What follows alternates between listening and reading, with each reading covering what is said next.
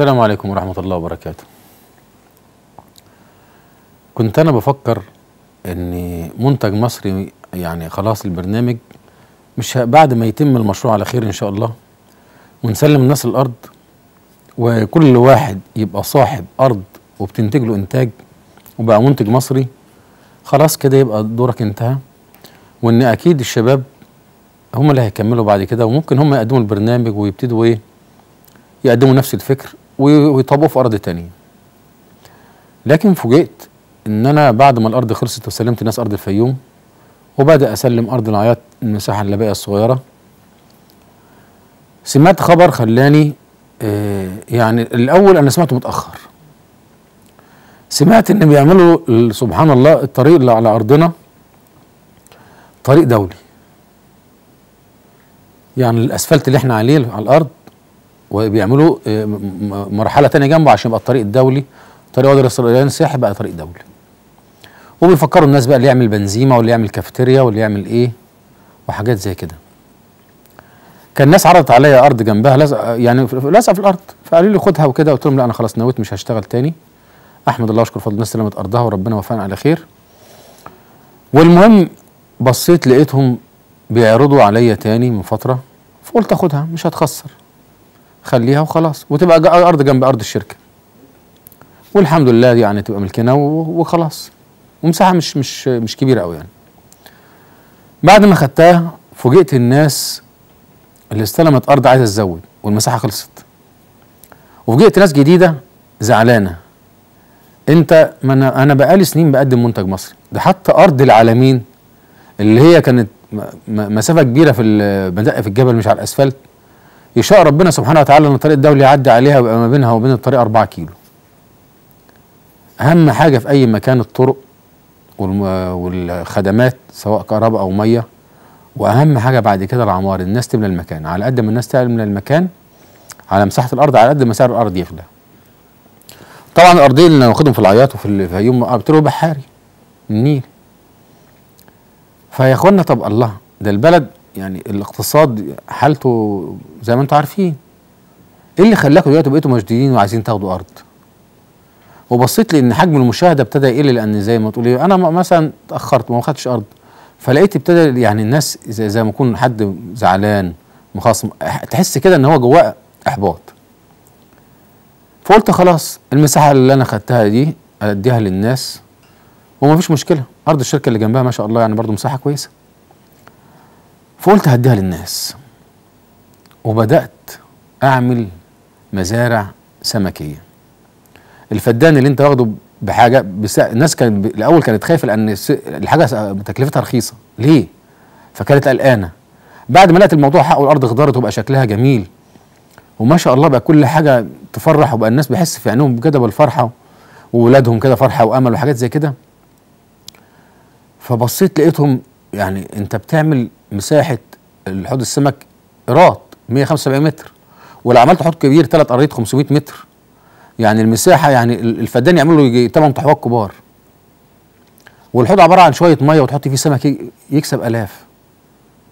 فالناس زي ما تقول ابتدت دماغها تفكر وتشتغل وابتدوا فعلا يتحركوا. الناس اللي بتاخد مورينجا أبص الاقي الناس علبة المورينجا اللي مزروعة في الأرض تكلفتها بسيط وأنا واخد لها شهادة أورجانيك، الاقي ناس جايه من الصعيد ومن اخر الدنيا تاخد المورينجا.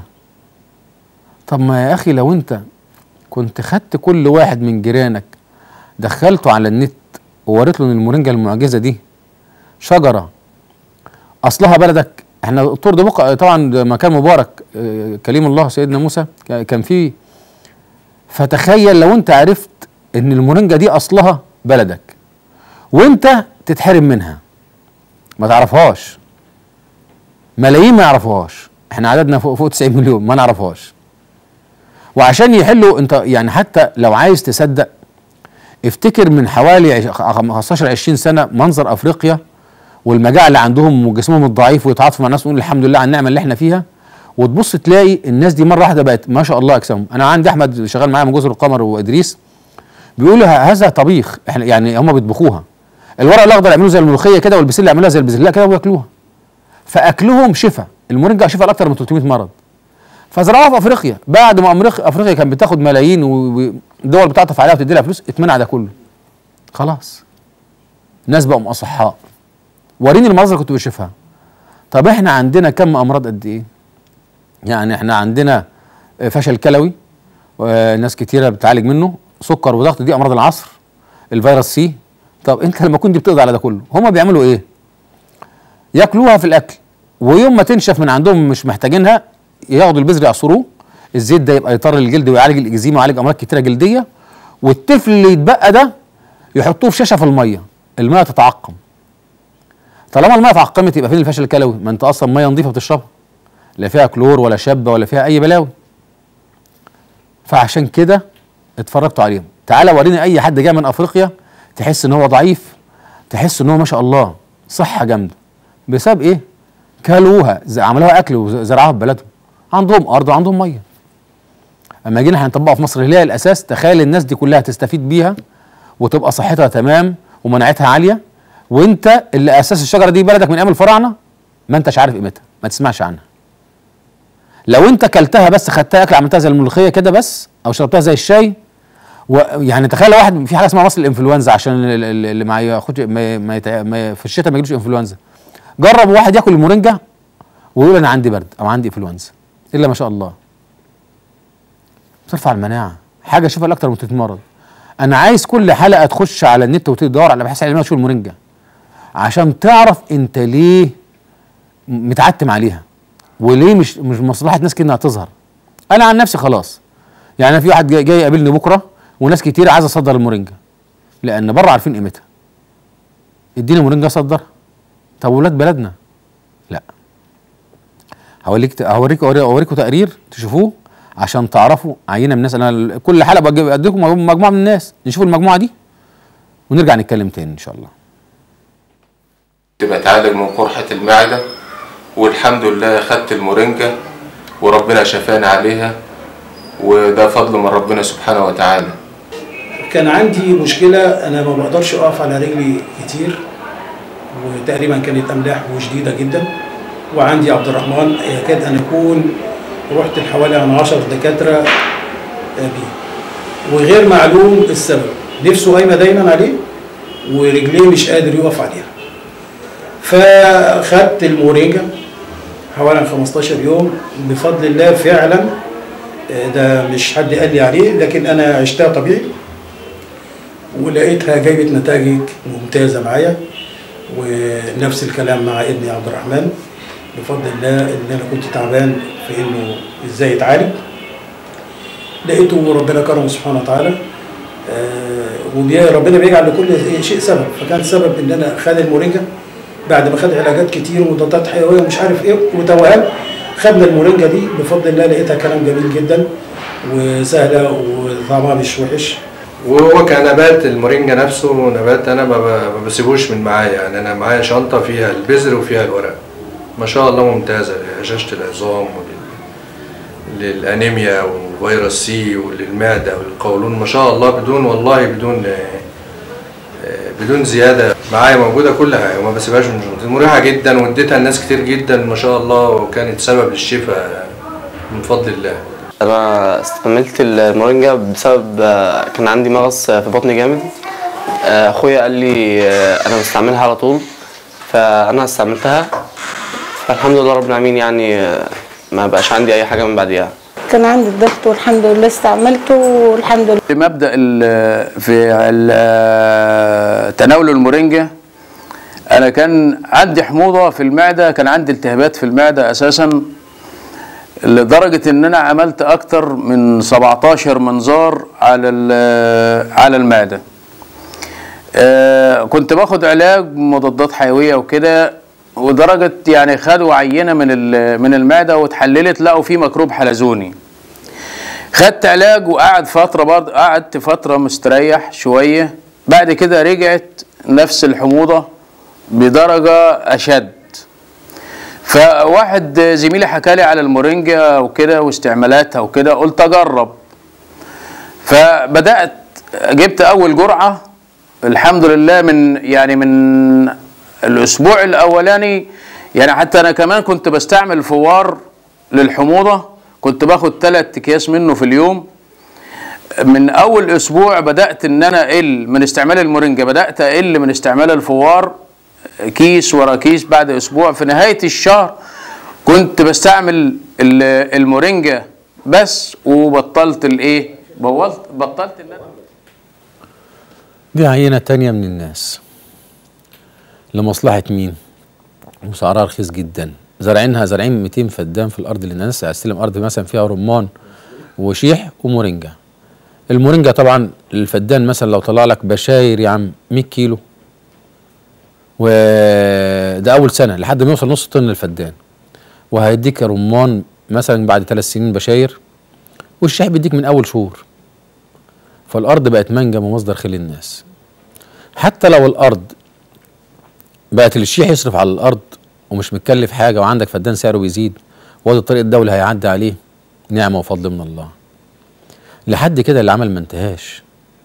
مش معنى ان عندك ارض يبقى خلاص، لان الزراعه برضه ما بتكسبش كتير قوي، في مشاريع مربحه وربحها سريع. فنفكر في ايه؟ كنا عملنا مشاريع النعام. طب بس النعام بياكل كتير طبعا، بيكلف علف كتير وكده. اي نعم مزرعه البشوات بيكسب، بس طبعا مش كل الناس تقدر تكلف. ايه المشاريع اللي ممكن تكسب الناس كتير وفي نفس الوقت تبقى مصدر دخل وما تكلفش رعايه جامده؟ فقلنا حوض السمك. رحنا دورنا على حوض السمك مثلا في كفر الشيخ، البورصه، وفي كذا مكان، ومجموعه شباب اللي انتوا طبعا شفتوهم ضيوف معايا في الحلقات. فعرفنا ان اللي عايز يعمل انتاج يعمل حوض 500 متر. 500 متر حوض، يعمل اطنان. طب الاطنان دي لو كيلو السمك مثلا قول يا عم ب 8 جنيه ولا حتى ب 6 جنيه، قول ب 5 جنيه كيلو السمك، وهيعمل لي اطنان. يعني انا بضرب 5 طن يعني 1000، يعني على حسب عدد الاطنان، يعني من اول 6 اطنان مثلا في 35,000. طب 10. الراجل لما رحت له هناك قال لي انا مش عارف بعمل، بيكلمني في الحوض لو عملت حوض كبير يجيب لي انتاج 1,050,000. فسمعت رقم كده واتنبهت له، ايه ده؟ يعني 1,050,000. قال لي ما احنا الارض السمراء دي اللي في كفر الشيخ بيسيبوها بيفحتوها، يجيبوا حفار يعملوها حفره، والطين اللي يطلع يعملوه ايه زي سور، ويبتدوا يحطوا زراعه السمك. كفايه الزراعه بتاعه مثلا 1,500,000 سمكايه وفيما فوق او اقل. فتخيل بقى عندك 1,500,000 سمكايه طالعه من الحوض، كام قيراط؟ وتقوم ناقلهم في حوض كبير وكده. طب ماشي، ظروف البلد الاقتصاديه اللحمه غاليه، والقليل الاول هيستعمل اللحم، والفراخ طبعا بتعتبر غاليه بالنسبه للظروف دي. ارخص حاجه في البروتين هي السمك. الكيلو ممكن يقضي اسره بحالها، وسعره رخيص ومتناول الناس. فالمتوقع ان هو يبقى نمره 1. طب يا عم عملت ايه؟ قال لك انا كنت بزرع قطن، فلما جيت القطن ما اتباعش، قال لي انا لقيت العمال هتلمه ومش هيجيب حقه، فقلت احرقه، وهتكلم بعصبيه كده. لكن ده بيكسبني. فلما تيجي تحسبها، لو حد هيجي ياخد طن السمك، احنا بنسمع السمك مش ب5 جنيه، ده السمك من 13 جنيه وانت طالع. بس انا بقول دايما اقل سعر، ارخص حاجه، عشان لو احنا حتى عملنا الحوض ال 500 متر ده قراميط. وطبعا ما بدل ما الناس بيقول لك بياكلوها، بيسيبها بتعيش وبتتخن وبتكبر وبتتباع، وحاجه اسمها التعابين ده غالي، مش عارف الكيلو بكام، 100 جنيه، حاجات. قعدت اسمع كده وانا مذهول. اصلا انا لو بتكلم مع عالم ممكن يديني بيانات علميه على الورق، لكن لما اتكلم مع راجل صاحب مشروع وراجل فلاح وريفي وبيتكلم ببساطه، قدام بيته مزرعته قدام البورصه ويبيع ويشتري وبقاله سنين، ابقى فاهم. وبعدين ناس متدينه، فقعدت طب ماشي، قعدت اتابع ورحت البورصه، فبقيت استغرب لما المساحه الصغيره الايرات ممكن تجيب الالاف دي كلها. امال الفدان لو اتعمل كده يعمل ايه؟ هو بيقول لي، بيكلمني في رقم ان هو بيبيع ب1,050,000 بس صرف عليه مش عارف 300,000 ايه، بيحسب حسبته. انا ما شدنيش هو صرف قد ايه، انا شدني ان هو عدى رقم المليون. يعني ايه؟ قال لي ما هو الحاجات دي بتعيش وبناكلها كذا وبنعمل. قعدت ابص الاقي يعني اللي مش عايز ياكل سمك مثلا حاجه القراميط ويرمي لها اي حاجه وتتباع. البلطي والاسماك اللي هي البوري، قال لك بيتحط ياكل علف. حسبتها لقيتها ارباحها جامده. طب ماشي، بس كل ده اهم حاجه فيه الميه. قال لي انت عارف احنا ليه عملنا الطينه دي؟ قلت له، قال لي عشان الميه البحاري. قال لي لان الميه اما بتيجي على الحوض بتعمل ريم اخضر، والريم الاخضر ده تلت اكل السمك، يعني اكنك بتوفر له تلت اكله. الميه دي فيها اكله، ولو سبته ياكل الريم، ياكل البتاع الخضره اللي طالع الخضار ده ياكله فما يموتش. والميه فيها اكسجين، ولو عايز تخليه كثيف زي كنت تطلع الميه كده زي ايه، زي رذاذ تاخد اكسجين وتنزل تاني في الميه تاني. يا اما قلب بالكهرباء كده لو عايز تخلي الحاجات مكثفه. فلقيتها حاجه ثروه. فبدات لقيت الناس، الراجل اللي انا رايح اكلمه واخد فكره عنه قال لي انا هاخد معاك مساحه واتشارك معاك. انت عندك الارض طفل حجريه؟ قلت له اه، انا عندي مساحه حوالي 25 فدان او اكتر، طفل حجريه مثلا مش هتتعبني. قال لي اه. قال لي بقى احنا بنصرف على الارض السمراء دي كل سنه حفارات مبالغ كبيره عشان الحوض يتحفر، ومبالغ كبيره عشان نبني بيها الحيطه بالطين، وبعد كده نسيبه شهرين ينشف. لكن اللي عندك ده هينشف، هيفضل يعيش 100 سنين وما يصرفش ولا حفار ولا غيره. الحاجه الثانيه ان انا هرمي له شويه طينه من الارض اللي قصاد منك السمراء، او اي شويه رمله او سبله في قعر الحوض، وخلاص على كده ومتشكر، مش عايز منك غير الحوض ده، ويبقى احنا شريك بالنص. يعني انا الحوض ابقى شريك بالنص؟ قال لي اه. طب يا عم ماشي. خدت بعضي وانا ماشي انا والشيخ شريف وانا فرحان، عرفت ان انا على طريق صح. بس انا بقى اخش على النت واسال دكاتره، لا انا بقى على الواقع. وقال لي هجيب لك تجار كبار من الصعيد ياخدوا مني عندك الكميات كلها. لو هتعمل ده انا هعمل ايه بقى؟ قد 5 احواض 500 او 10.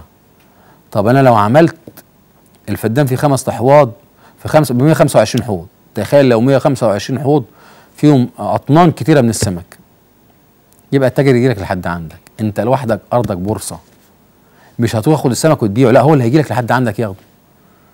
فقلت كويس.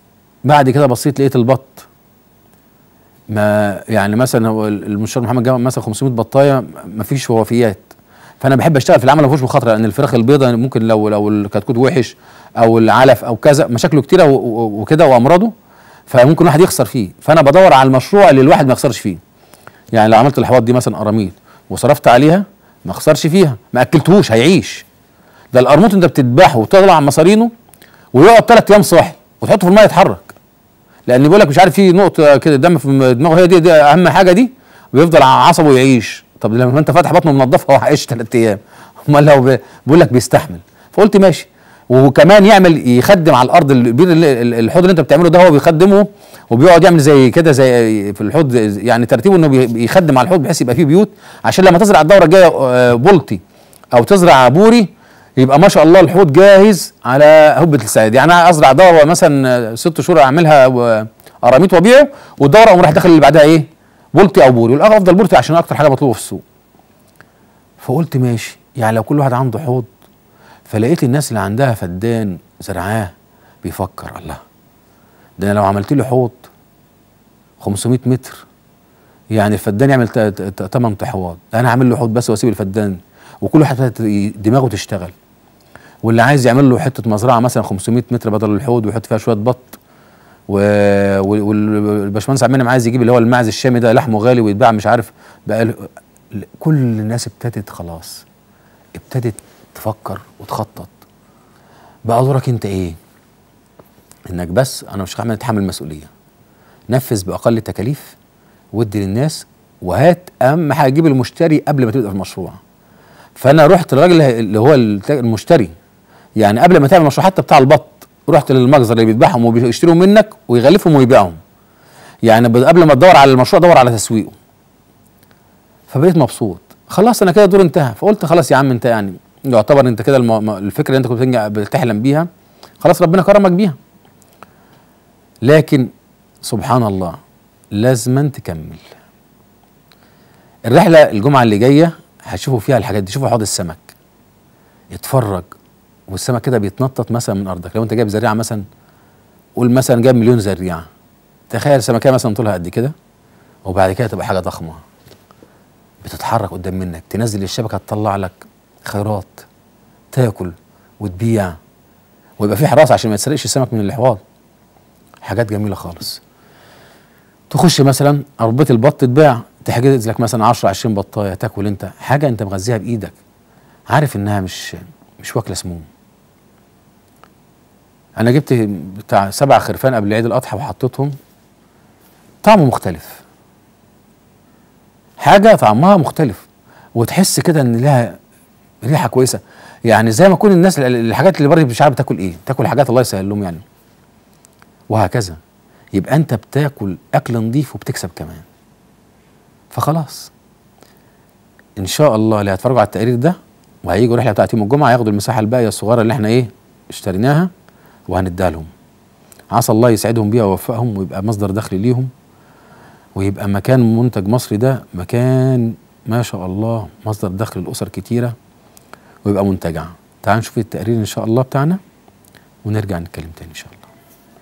اليوم لكي اتعاقد على قطعه ارض بالعياط. اتفرجت على الارض وشفت البيوت اللي اتعملت هناك ولقيت كل حاجه زي ما قالوا، وشفنا شبكه الري والارض مزروعه بسم الله ما شاء الله. لما يجي ويلاقي الناس على ارض الواقع وكده فمش هيخاف، هيتوكل على الله وهيشتغل. شفت النعام وشفت الارض هناك وعجبتني والارض جميله. الواحد يتمنى من زمان يعني انه يقعد في ارض زراعيه كده خضره. الوضع هنا ما شاء الله كويس. اول ما كنتش مصدق بصراحه يعني، ولكن النهارده ان شاء الله انا بمضي العقد. هو يعني سمعنا منهم كلام اول مره نسمعه، بس مش معنى اول مره نسمعه ان هو جديد عليه، لا يعني كلام حقيقي. الناس دي بتتعامل مع الواقع، بتتعامل مع الحقيقه، بتتعامل مع الارض. مبسوطه عشان بابا جاب لي ارض، يعني بقى اصبح لنا ملك دلوقتي، وشفنا الارض وجينا واخدنا فيها. وانا مبسوط جدا بابا جاب لنا الارض دي، وشفت النعام ولعبت معاه والحته حلوه هنا. يعني شفت الارض كويسه، والارض ان شاء الله في المستقبل اللي جاي هتحلو، وطبعا الميه وهتبقى كويسه ان شاء الله. ازرع فيها انا واولادي ويبقى مستقبل لنا انا والعيال، وحاسين ان هيجي منها خير كتير. فانا كنت متخيل ان الارض صحراء وهيتعمل فيها مجهود كبير عشان تزرع وتستصلح وكده. واخدين 9 فدادين بنزرعهم كانتلوب. كويس قوي، والارض مزروعه والارض دي ان شاء الله باذن الله هتكون مستقبلها كويس. لو تربيه النعام ما كنتش جاي عشان الارض، انا جاي ابص على النعام واشوف الدنيا فيها ايه واتعاقد على النعام. بس صراحه انا عجبتني الارض. ارض كويس طبعا، واحنا توكلنا على الله وجاي النهارده عشان نتعاقد على الارض، وتعاقدت ان شاء الله على 5 فدادين وربنا ييسر ان شاء الله. فرحنا على الطبيعه، شفنا الارض ما شاء الله ما شاء الله كويسه وفيها ري وكل حاجه، وهو هيديها لنا كمان مزروعه. فانا جايه النهارده علشان خاطر اتعاقد وامضي العقود. انا جيت وشفت الشقه حلوه والمنطقه حلوه. تعاقدنا مع الشيخ ايهاب على حته الارض دي والحمد لله. الوضع هنا كويس جدا من السنه اللي فاتت للسنه دي، مختلف تماما في الحاجات المزروعه، في الري، في الحاجات اللي احنا شايفينها يعني. كمستثمر بتلاقي ارضك فيها مراعيه بالنسبه للزراعه والري والحصاد والجمع، غير ان هي الزراعه، غير مشاريع النعام، غير مزاريع تانية زي الدواجن ومزاريع السمك. فبتمنى ان هي ربنا يوفقنا ان شاء الله، وكل الناس تتشارك معانا وتدخل في الحاجات الكويسه دي لنهضه بلدنا باذن الله. احنا الحمد لله شفنا الارض وطلعت حلوه، وان شاء الله نشتريها، وان شاء الله ناخد فيها ونزرع فيها عنب ورمان ومرنجة ان شاء الله. هنا عاملين لنا فطار جماعي، وشفنا الارض اتغيرت كتير جدا، ونحب الناس كلها تيجي تاخد زينا كده. زراعة بتنجان وعنب وحاجات كتير حلوه يعني. الناس هي متعاقده والارض يعني مبشره ان شاء الله باذن الله يعني. الزرع بدا يطلع واصبح جميل، وفي مشروعات النعام كترت، اصبحت اكتر من مشروع، 3 4 مشاريع للنعام، وفي اراضي مخصصه للمواشي واراضي مخصصه لمزارع الدواجن، وفي المباني في تقدم زادت عن الاول بكتير. ده اول برج حمام اتعمل في قريه وادي الريان.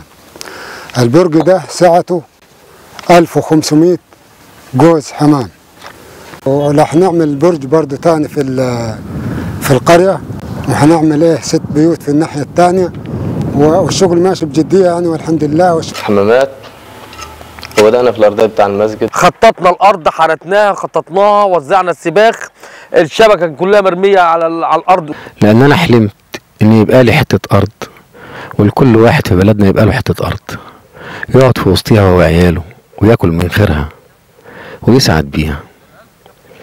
كان حلم صعب، كان كل واحد بيتمنى الحلم ده يفوق على صدمات، يا اما مشاكل في الارض ما عندوش خبره فيها، يا اما ناس تضحك عليه ويلاقي الارض مش بتاعته، يا اما بعد ما يتعب فيها ما يلاقيهاش بتاعته.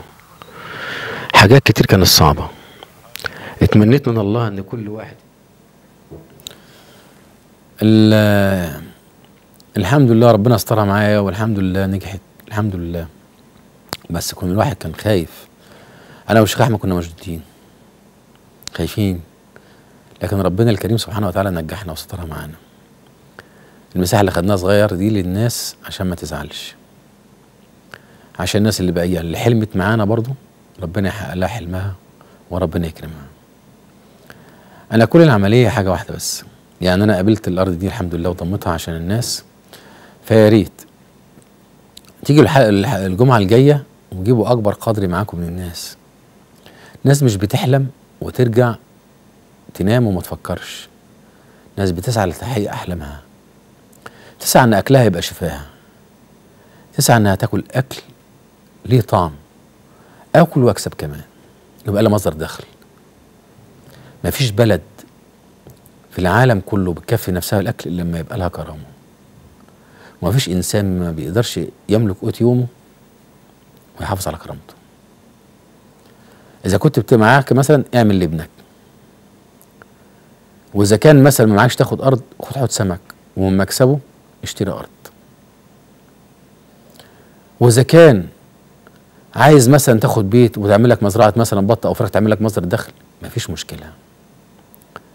زمان كان الواحد يتمنى يروح عزبه صغيره مثلا تبقى بتاعته حتى لو فدان، وادي ربنا حقق لك حلمك وكمان ارضك بقت على الطريق الدولي.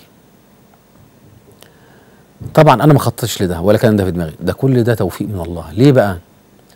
عشان سميناها ارض الوقف اللي الناس كانت زعلانه من الاسم. يعني الحاجه اللي فيها لله زعلان منها، ده ايه الجهل ده؟ احنا قلنا ان عشر الارض هيبقى وقف لله، فعشان عيالك وعيالي ما ينسوش لما نيجي احنا نتوكل على الله والسلام عليكم يجي ميعادنا يبقى ما ينساش معروف ان الارض عشر دخلها وقف لله عشان ربنا يبارك لك في الارض. امال انت متخيل اللي نجح الناس زي حالتنا ما بيعرفوش في الزراعه؟ يمكن عشان الوقف ده. احنا كنا نحلم ان الارض تبقى على الطريق الدولي، ارض بتروي بحاري ومزروعه كزرعه ويبقى فيها مشاريع، وكمان تبقى انت على الطريق الدولي. يعني ممكن كم متر من عندك يبقوا كافيتيريا ولا يبقوا اي تبقى تساوي. وطبعا طالما طريق دولي يعني جميع العربيات اللي جايه من اتجاه جيزه والصعيد والفيوم كله هيعدي عليك. يعني ممكن تبقى عامل زي طريق مصر اسكندريه الصحراوي. شفت ربنا بارك لك وكرمك قد ايه؟ فوجئت باخت بتقول انا يعني عايزين نغير الاسم. تغير الاسم؟ يعني احنا شاطرين قوي، احنا ربنا اللي بارك لنا ونجحنا. لولاش كانت النيه ان فيها الوقف ما كانش يحصل الكرم ده كله. احنا قلنا في البدايه اللي فيها لله ما تغرقش. معظم الناس اللي جايين ما بيعرفوش يزرعوا، والشيخ احمد والفريق اللي في المزرعه هو اللي شايل مسؤوليه الارض. حتى لما لقينا الناس هتصرف على الارض على الرمان اكتر من 3 سنين والمورينجا سنه، فكرنا نزع لهم شيحه عشان نوفر لهم مصاريف الارض، عشان حتى يبقى الارض بتعمل له محصول من غير ما يصرف عليها. تفتكر لو كان في واحد نيته مش كويسه وكان جه قال الارض دي انا مالي اصرف، انا مش سلمتك ارضك وارضك مزروعه وفيها الخير كله، خلاص راعيها انت، وده يستثمرك وده يستغلك وده يدفعك زي ما كان بيحصل مع الناس، ما كنتش دلوقتي تعبان؟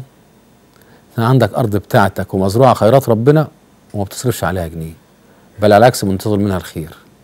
ولو حفرت فيها حفره وحطيت فيها شويه سمك بقى عندك منجم سمك، حوطت شويه سور وعملت له كام عرق خشب بقى عندك مزرعه بط وفراخ. ايه تاني؟ ايه خيرات وكرم من الله عايز اكتر من كده؟ كنت اتمنى ان الناس يقولوا انا كنت الاول عامل عقد مع الناس اللي بيجي يعمل على الارض، بيكتب عقد وقف ان العشر ارض وقف لله. فكان بقى ايه يعني كله بيمضي عليه، فسبتها قلت خلاص ادي اصل العمليه دي نيه. قالوا حتى الورق ده مش ملزم مش قانوني، حكايه الوقف دي هي نيه ولازم الواحد يبقى نيته خالصه لله عشان ربنا يبارك له. فيا ريت ان احنا نفتكر ان اللي بارك لنا واللي نجحنا ربنا، ونسال الله باسمائه الحسنى وصفاته: يا رب يا صاحب الاسماء العظيمه، يا رب يا عظيم الكرم، يا عظيم الفضل، يا عظيم الرزق، يا عظيم الستر، يا بر يا تواب. افتكر الله اسماء الحسنى، تعرف ان اسماء الله الحسنى فيها اسم الله الاعظم اللي يدعي ربنا بيه لازم يستجيب له. يعني الواحد قال يا رب دخلني الجنه، وقال كل اسم من اسماء الله كذا مره ودعا ربنا بيه، وربنا من عليه وعرف الاسم الاعظم فيهم ودعا، خلاص يبقى كده كسب الجنه. لو قال يا رب اغنيني ودعا باسمائه الحسنى، ربنا كرمه واستجاب له باغاني. لو طلب من ربنا الرضا والسعاده في الدنيا وفي الاخره، وربنا سبحانه وتعالى قادر ربنا يرضيك في الدنيا وفي الاخره ويسعدك برضه بالاسماء الحسنى. عشان كده في بدايه حلقتي كنت دايما برتبط بالاسماء الحسنى، لان انا راجل مش خبره في الزراعه ولا في الاعلام ولا في التجاره، ومع ذلك ربنا ينجحنا. الشيخ احمد هو اللي عنده خبره في الزراعه، راجل مهندس زراعه وخبره ما شاء الله، واخ فاضل نحسبه على خير، ربنا يكرمه يا رب، وراجل بيحب الحق وانا بحبه بصراحه. ده اللي ماسك لكم ارضكم، والناس اللي معاكم برضه ناس محترمه. قدر ربنا كان من عليك بناس او شألك بناس على قد مثلا لو نيتك اتغيرت وجالك حد وحش وضرك ما فادكش، كنت تعمل ايه؟ حتى الناس رزق، كل حاجه رزق. كنت تحلم ان الارض بتاعت وادي الريان تبقى على الطريق الدولي؟ اللي هيجوا رحله الجمعه الجايه هيشوفوا الارض على الطريق الدولي لا، وبيسفلتوا ويوسعوا الاسفلت ولا لا؟ وتاكد بنفسك، ساعتها هتعرف ان اللي فيها لله ما تغرقش. تعالوا نشوف التقرير اللي هو بتاع الاعلان ده هنحطه في كل القنوات عشان الناس كلها تفرح لك وتدعي لك، وياخدوا المساحه اللي باقيه في قنوات كتيره عشان خاطر المشروع كل الناس تشوفه وتطبقه، والمساحه اللي باقيه تخلص وخلاص على كده. وان شاء الله اشوف مزارع السمك والبط والفراخ. هنركز على مزارع السمك ونشوف الاعلان ده ورايكم ايه فيه، ونرجع تاني ان شاء الله. الأسماء الحسنى فادعوه بها. اهلا بيكم في حلقه جديده من منتج مصري. كل واحد كان بيحلم ان يبقى طيب وجميل ما شاء الله، يعني حاجه الطبيعه ما فيش اجمل منها. يعني المكان لما قالوا مكان مبارك.